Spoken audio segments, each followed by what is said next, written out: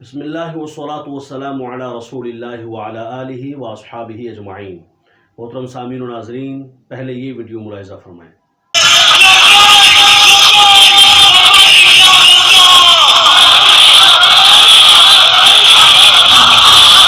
محترم ناظرین، آپ نے یہ ویڈیو دیکھی، اس میں جماعت اسلامی کا ایک جلسہ آپ کو نظر آ رہا ہے، اس میں لبیک یا اقصیٰ کے نعرے آپ کو سنائی دے رہے ہیں۔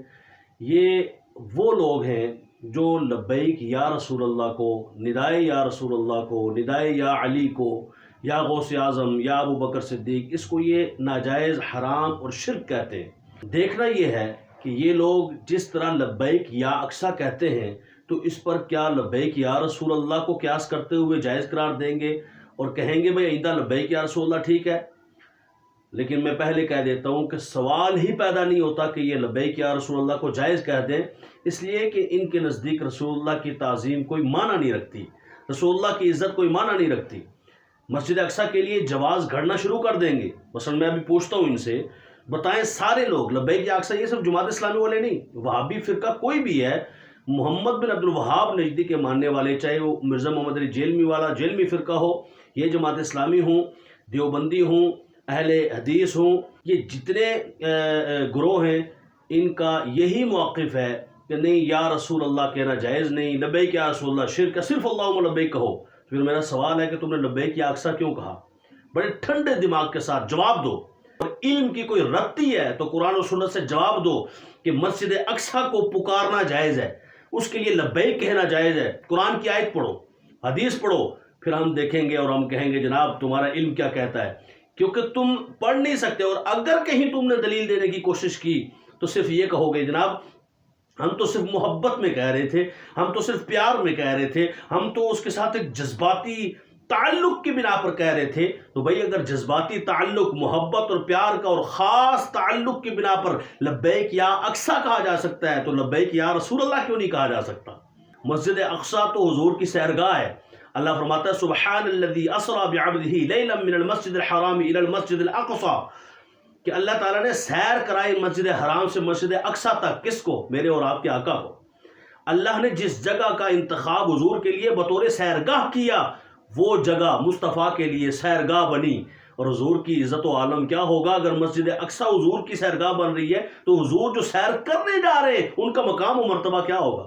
اگر اس اینٹوں سے بنی عمارت کو اور اس بے جان کو آپ یا اقصیٰ کہہ سکتے ہیں، لبیک کہہ سکتے ہیں، نہ آپ کے ذہن میں کوئی فطور آتا ہے، نہ آپ کے عقیدے میں کوئی بگاڑ آتا ہے، آپ اسی طرح موحد بھی رہتے ہیں، تو پھر بتائیں وہ جو سنی ہیں جب لبیک یا رسول اللہ کہتے ہیں تو پھر مشرک کیوں ہو جاتے ہیں؟ اس کا جواب تمہارے ذمہ ہے۔ قسم بخدا یہ دنیا ادھر سے ادھر ہو سکتی ہے، مشرق مغرب ہر شے ادھر ادھر الٹ پلٹ ہو سکتی ہے، لیکن کوئی وہابی اس کا جواب نہیں دے گا، نہ دے سکتا ہے۔ اب دیکھیے تفہیم القرآن ہے انہی جماعت اسلامی کے ابو الاعلیٰ مودودی صاحب کی، وہ اس میں ایک آیت ہے اس کا معنی کرتے ہیں کہ یہ دیکھیں غلط معنی، غلط ترجمہ وہی کر سکتا ہے جس کو اسلام کی ترجمانی نہیں آتی۔ وَلَا تَدْعُ مِن دُونِ اللَّهِ مَا لَا يَنفَعُكَ وَلَا يَضُرُّكَ، کہتا ہے اور اللہ کو چھوڑ کر ایسی ہستی کو نہ پکار جو تجھے نہ فائدہ پہنچا سکتی ہے نہ نقصان۔ یہ غلط ترجمہ ہے، اور غلط ترجمے کی بنیاد پر پھر انہوں نے اس طرح کی باتیں لکھی اور تشریحات کی، یہ غیر اللہ کو پکارنا جائز نہیں ہے، یہ یا علی کہنا شرک ہے، یا رسول اللہ کہنا شرک ہے، تو یا اقصیٰ کہنا یہ تو نہ صرف جائز ہے بلکہ انہوں نے بڑا جہاد مار دیا ہے ابھی پچھلے دنوں۔ اور یہ اہل حدیث بھی لبیک یا اقصیٰ آج کل کہہ رہے ہیں، دیوبندی بھی کہہ رہے ہیں لبیک یا اقصیٰ، سارے لبیک یا اقصیٰ، لیکن لبیک یا رسول اللہ پر ان کو موت پڑ جاتی ہے۔ ایک تو یہ حوالہ میں نے آپ کو دے دیا، دوسرا یہ ہے تفسیر احسن البیان، اس کا دیکھ لیجئے آپ ترجمہ کیا کیا ہے، یہ اہل حدیثوں کا ترجمہ ہے، اور اہل حدیث نے بھی اس آیت کا یہی ترجمہ کیا ہوا ہے۔ دیکھیے وہ یہ کہتے ہیں کہ وَلَا تَدْعُ مِن دُونِ اللَّهِ مَا لَا يَنفَعُكَ وَلَا يَضُرُّكَ، آپ اللہ کے سوا انہیں مت پکاریں جو نہ آپ کو نفع دے سکتے ہیں اور نہ آپ کو نقصان پہنچا سکتے ہیں، نہ پکاریں، وَلَا تَدْعُ، نہ پکاریں، اس کا ترجمہ انہوں نے یہ کیا ہے۔ اب دیکھیے گا آگے، یہ ہے میرے ہاتھ میں تفسیر عثمانی، مودودی ترجمہ بھی دیکھ لیا، اہل حدیث بھی دیکھ لیا، اب دیوبندی ترجمہ دیکھیے گا۔ یہ ہے تفسیر عثمانی، شیخ الہند مولانا محمود الحسن یہ اس کا ترجمہ کرتا ہے اسی آیت کے ضمن میں۔ کہتا ہے اور مت پکار اللہ کے سوا ایسے کو کہ نہ بھلا کرے تیرا اور نہ برا، پھر اگر تو ایسا کرے تو تو بھی اس وقت ہو ظالموں میں، یعنی مت پکار، یہ انہوں نے بھی ترجمہ کیا۔ اب دیکھیے آگے ترجمہ اعلیٰ حضرت امام احمد رضا خان فاضل بریلوی رحمۃ اللہ تعالیٰ علیہ، کنز الایمان فی ترجمۃ القرآن، یہ ہے امام احمد رضا خان رحمۃ اللہ علیہ کا ترجمہ۔ اسی آیت کا ترجمہ آپ کیا کرتے ہیں؟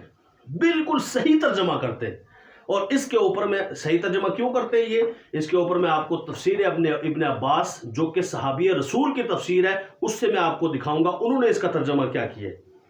یہ دیکھیے اعلیٰ حضرت اس کا ترجمہ لکھتے ہیں اور اللہ کے سوا اس کی بندگی نہ کر، بندگی نہ کر، نہ پکارو نہیں، بندگی نہ کرو، عبادت نہ کرو، یہ معنی ہے اس کا، بندگی نہ کر جو نہ تیرا بھلا کر سکے نہ تیرا برا۔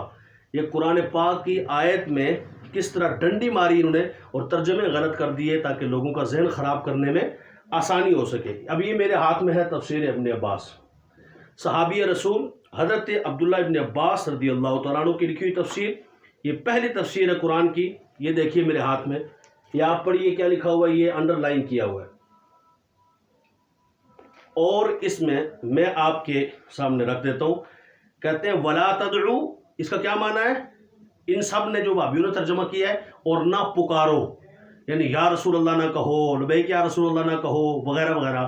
اب یہاں ترجمہ ولا تدعو جو انہوں نے کہا کہ نہ پکارو اللہ کے سوا کسی کو، وہ ہے نہیں، فرمایا ولا تدعو لا تعبد من دون اللہ ما لا ينفعک، یعنی عبادت نہ کرو۔ اللہ نے جو فرمایا نا ولا تدعو، اللہ کے علاوہ جو نہ نفع دے سکتے ہیں نہ نقصان، یعنی ان بتوں کی عبادت نہ کرو۔ یہ بات بتوں کی ہو رہی ہے، اور ان ظالموں نے رسول اللہ اور حضور علیہ الصلوۃ والسلام کے صحابہ، اہل بیت اور غوث پاک اور اولیاء اللہ پر اس آیت کو چسپاں کر دیا۔ یہ کتنا بڑا جو ہے بلنڈر ہے، اور ان کی طرف سے قرآن پاک کی تحریف ہے، اس کے ترجمہ میں تحریف ہے۔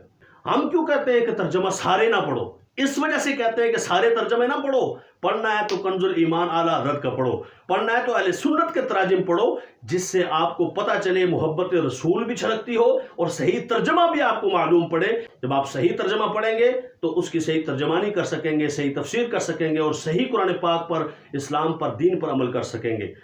اور یہاں پر میں یہ بھی کہوں گا وہ لوگ جو جماعت اسلامی سے تعلق رکھتے ہیں، غور کریں کہ انہوں نے جو ترجمے لکھے ہیں، ان کے ہر بندے نے یہی اسی طرح کے ترجمے لکھے ہوئے ہیں پکارنے کے، تاکہ اپنے لوگوں کو کہا جائے دیکھو جی یہ یا علی کہنا شرک ہے، فلاں کہنا شرک ہے، فلاں کہنا شرک ہے، حالانکہ اس کے حقیقی معنی یہ ہے جو میں نے آپ کے سامنے رکھ دیے۔ اللہ فرماتا ہے وَلَا تَدْعُ مِن دُونِ اللَّهِ مَا لَا يَنفَعُكَ وَلَا يَضُرُّكَ، اللہ کے علاوہ ان بتوں کی عبادت نہ کرو جو نہ نفع دے سکتے ہیں نہ نقصان دے سکتے ہیں۔ صرف پکارنے کی بات نہیں ہے، پکارتے تو صبح و شام ایک دوسرے کو، اوے ادھر آؤ، اوے بات سنو بھائی، ہلو، ٹھیک ہے، یا کا لفظ ہم استعمال کرتے رہتے ہیں، ادھر آؤ، ہوئے، یا تو عربی کا لفظ ہے، ہم اس کو اپنی زبان میں ہوئے کہہ دیتے ہیں، اردو میں اے کہتے ہیں، تو ہم بلاتے رہتے ہیں ایک دوسرے کو۔ پکارنا، صرف پکارنا بدعت نہیں ہے۔ صبح و شام لوگ کہتے ہیں وسیم صاحب ادھر آئیں، بشیر صاحب ادھر آئیں، تو یہ کیا شرک ہو گیا؟ یہ صبح و شام شرک یہ ایسا نہیں کہ کوئی سامنے ہے تو اس کو پکار سکتے ہیں، جو دور ہے تو اس کو نہیں پکار سکتے، نہیں، شرک یہ ہے۔ دیکھیے اگر پکارنا شرک ہوتا تو اللہ یا ایھا الرسول کیوں کہتا؟ صرف پکارنا شرک ہے تو یا یحییٰ کیوں کہا جا رہا ہے، یا موسیٰ کیوں کہا جا رہا ہے، یا عیسیٰ، یا ابراہیم، یہ کیوں کہا جا رہا ہے؟ پکارنا صرف شرک نہیں ہے، یہاں بات عبادت کی ہو رہی ہے، کسی غیر کی عبادت کرنا، یہ ہے شرک۔ اللہ تبارک و تعالی شرک کی ڈیفینیشن سمجھنے کی توفیق عطا فرمائے۔